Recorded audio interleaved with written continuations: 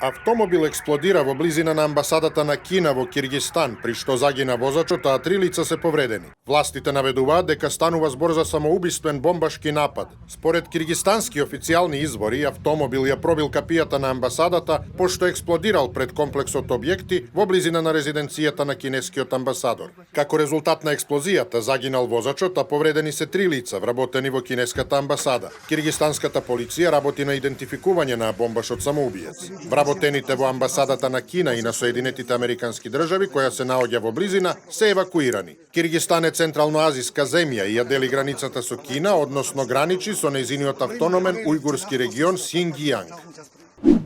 Турската војска соопшти дека на северот од Сирија исчистила уште 10 села од екстремисти и дека операцијата сега се поместува кон запад. Истовремено, турски сили извршија и воздушна операција против Курдистанската работничка партија ПКК на север од Ирак.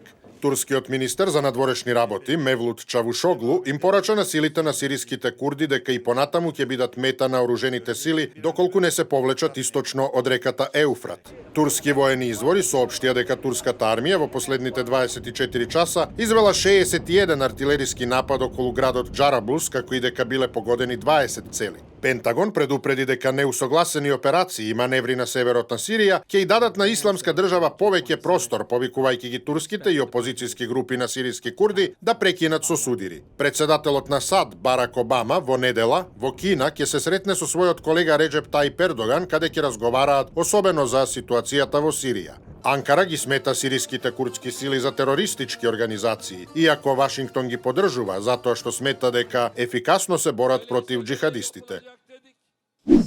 Поранешниот премиер на Португалија, Антонио Гутереш, го задржа првото место во третата рунда гласање во Советот за безбедност на Обединетите нации за нов генерален секретар на светската организација. На второ место е словачкиот дипломат Мирослав Лајчак, додека на трето кандидатот од Србија Вук Јеремиќ, заедно со директорката на УНЕСКО, бугарката Ирина Бокова. Македонскиот кандидат Срјан Керим е на шестото место од 10 кандидати за таа функција.